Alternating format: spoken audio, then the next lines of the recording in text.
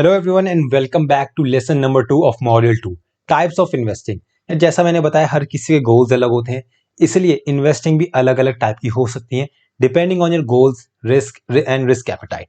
Same goals different ways. देखते हैं वो कौन कौन से डिफरेंट वेज हैं जिससे आप इन्वेस्ट करके मार्केट में पैसा बना सकते हो। बिल्कुल टू टाइप्स ऑफ इन्वेस्टिंग है, एक्टिव इन्वेस्टिंग और पैसिव इन्वेस्टिंग। मेन गोल देखो दोनों इन्वेस्टर का सेम है, वो है अमीर बनना, कि वो ओवर द लॉन्ग रन मेरे को अच्छे खासे पैसे का रिटायरमेंट लेनी है। लेकिन उस गोल को अचीव करने के दो तरीके हैं, पहला था एक्टिव और दूसरा था पैसिव इन्वेस्टिंग। एक्टिव इन्वेस्टमेंट में सबसे स्ट्रैटेजी ये है कि आपको मार्केट रिटर्न को बीट करना है, कि आप खुद मार्केट में लगे हुए हो, स्टॉक ढूंढ रहे हो, इन्वेस्टमेंट ढूंढ रहे हो कि किसी तरह बॉस मैं मार्केट को बीट कर सकूं।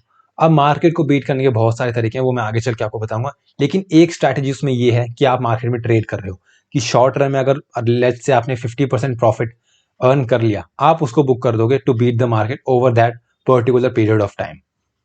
अब कुछ रिटेल इन्वेस्टर्स भी ऐसे होते हैं और कुछ फंड हाउसेस भी ऐसे होते हैं जो एक्टिव इन्वेस्टिंग को अडॉप्ट करते हैं मार्केट बीट करने के लिए। Usually retail investor active investing का ये मतलब जान लेते हैं कि उन्हें ट्रेड करना है मार्केट में ओवर द लॉन्ग रन, की ट्रेड कर करके हम वेल्थ क्रिएट कर लेंगे।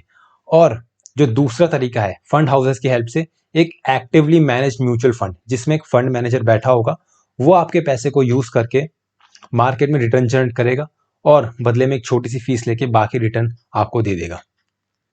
और इस स्ट्रैटेजी की खास बात यह है कि इसमें रिस्क यूजुअली हाई रहते हैं, क्योंकि इसमें आप एक्टिवली पैसे मैनेज कर रहे हो। सो हो सकता है कुछ गलती आपसे भी हो, और फंड मैनेजर भी इंसान ही है, वो भी गलती कर सकता है। सो इसलिए इसमें रिस्क हमेशा ज़्यादा होते हैं, क्योंकि ये एक्टिवली ट्रेड करते हैं मार्केट में टू बीट द मार्केट। वहीं पे मैं पैसिव इन्वेस्टिंग की बात करूं, as the name suggest, passive की बॉस बाय एंड होल्ड स्ट्रैटेजी है।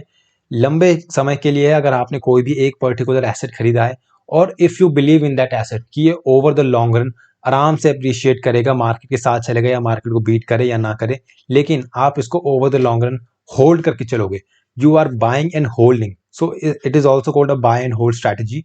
And one can buy an index fund to adopt a passive investing strategy. So basically आपने एक इंडेक्स फंड खरीदा, आगे चल के मैं आपको बताऊं कि इंडेक्स फंड क्या होता है।